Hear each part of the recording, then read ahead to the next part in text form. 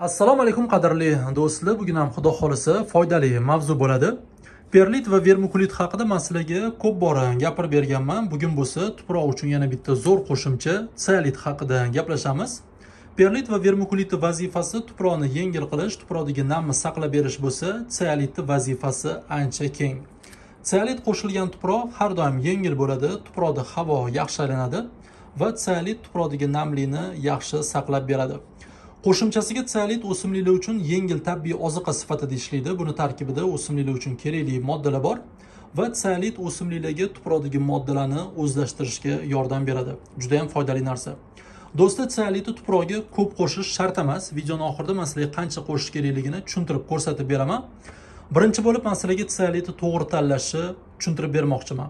Chunki bozorlarda ikki xil seolit bor. Bitta seolit o'simliklar uchun to'g'ri kelmaydi, ikkinchisi to'g'ri keladi. Shuni men sizlarga ajratib olishni yaqqol ko'rsatib beraman. Do'stlar, kim kanalimizda mehmon bo'tgan bo'lsa, albatta obuna bo'linglar va bizning Telegram kanalga ham albatta obuna bo'linglar. Do'stlar, seolit bu tabiiy mineral, tog' jinsi, ruschasiga горная poroda deydi. Bu tabiiy narsa. Seolit ko'p joylarda sotiladi. Misol uchun agrodo'kon, gul bozorlaridan topsanglar ham bo'ladi. Faqat o'simliklar uchun, tuproq uchun to'g'ri seolit ishlatish kerak. Seolit ikki xil bo'ladi. Suvga solsa, ho'llasa tezda erib ketadigan loy seolit bor va suvga solsa, ho'llasa deyarli erimaydigan, tosh bo'lib turadigan seolit bor. Bu aynan shunaqa tosh seolit. Mana suvga solsanglar ham usti eriydi, lekin o'zi erimasdan turadi. Mana shunaqa seolit ishlatish kerak. Loy seolit tezda erib ketadigan seolit o'simliklar uchun to'g'ri kelmaydi. Uni ishlatishdan foyda yo'q. U juda ham tez yuvilib ketadi va oziqa sifatida ham yaxshi ishlamaydi. Ayni shunaqa tosh seolitni o'simliklar uchun ishlatish kerak. Ayni shu seolit tuproqni juda ham yengil qiladi, tuproqda havo aylanishini yaxshi qilib beradi, ildizlarga havo yaxshi yetib boradi. Tuproqda namni yaxshi saqlab beradi va oziqa sifatida ham ayni shu seolit juda ham zo'r ishlaydi. Mana ko'rib turibsizlar. Tosh bo'lib turadi. Bu deyarli erimaydigan seolit. Do'stlar, endi seolitni tuproqga qancha qo'shish kerakligini tushuntirib ko'rsatib beraman. O'zi seolit, perlit va vermikulitga nisbatan ozgincha qimmatroq turadi. Shu uchun tuproqga juda ham ko'p qo'shish shart emas. Ko'p qo'shsanglar ham hech qanaqa zarari yo'q, lekin kam qo'shsanglar ham o'simlik uchun, tuproq uchun foydasi juda ham katta. Bilasizlar, o'zi xona gullari uchun qimmat Germaniyaning mineral tuprog'i bor, nomi lichuzapon. Lichuzaponni ham tarkibi asosan seolitdan tashkil topadi. Shuni o'zi aytib turibdi, seolit o'simliklar uchun qanchalik foydali narsaligi. Aytganimdek, sizlar seolitni xohlagan joylardan sotib olsanglar ham bo'ladi. Misol uchun agrodo'kon, gul bozorlarida sotiladi. Faqat sotib olishdan oldin albatta qo'llab tekshirib ko'ringlar. Erib ketadigan seolit bo'lsa, sotib olmanglar. Erimaydigan, tosh bo'lib turadigan seolit bo'lsa, olib ishlatsanglar bo'ladi. Do'stlar, men sizlarga maslahat beraman. Bir Pyotr Plexanov seolitini ishlatib ko'ringlar. Juda ham zo'r seolit.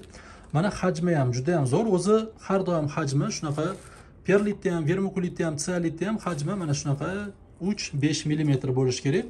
Tuproqga qo'shish uchun ayni shu seolit, shu hajm juda ham zo'r. Buni ruschasiga fraksiya deydi va aytganimdek, seolit erib ketish kerak emas. Mana bu seolit bizda suvda anchadan beri turibdi. Mana ko'rib turibsizlar.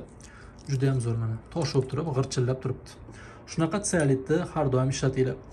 Do'stlar, bu seolitni sizlar uzun marketdan xarid qilsanglar ham bo'ladi. Uzun marketda adashmasam 1 litr, 2 litr, 4 litr hajmda bor. Menimcha 1 litrdan kami ham bor. Yarim litr, 200 ml shunaqalari ham bor. Kichkina hajmlar ham bor adashmasam. Shularni sotib olib bemalol ishlatsanglar ham bo'ladi. Mana bu misol uchun 2 litr. Shuncha seolit sotib olsanglar, o'zi bu sizlarga anchaga yetadi. Xudo xolisa narxlari ham juda ham zo'r. Endi seolitni tuproqga qo'shamiz. Bugun mana shu kichkina tuyaga mos tuproq tayyorlaymiz. Mana shu tuyamizga mos. Mana tuproqni solamiz. Bu bizda universal tuproq, bu ham Pyotr Plexanovning mahsuloti. Obunachilarimiz juda ham ko'p ishlatib ko'rishgan. Shuncha hajmdagi tuproqga biz bir osh qoshiqda seolit solamiz yoki kichkina qoshiqda ishlatadigan bo'lsak, 2-3 qoshiq seolit solsa yetadi. Mana solib ko'ramiz. Mana bir qoshiq, kichkina qoshiqda. Mana 2 va 3. Do'stlar, mana shuni o'zi bemalol bizga yetadi. Mana ko'rib turibsizlar, ancha ko'rinib turibdi. Xohlasanglar yana 2-3 ta qoshiq sovorsanglar ham bo'ladi, lekin shuni o'zi ham bemalol yetadi. Mana seolitlarimiz ko'rinib turibdi. Yana bitta qoshiq sola qolamiz. Shuni o'zi bizda tuprog'imizni juda ham yengil qiladi, tuprog'imizda havo aylanishini yaxshi qiladi va o'simliklar uchun yengil oziqa sifatida zo'r ishlaydi. Do'stlar, mana seolitni shunchagina solsanglar yetadi. Mana ko'rib turibsizlar, tuprog'imiz juda ham chiroyli bo'ldi.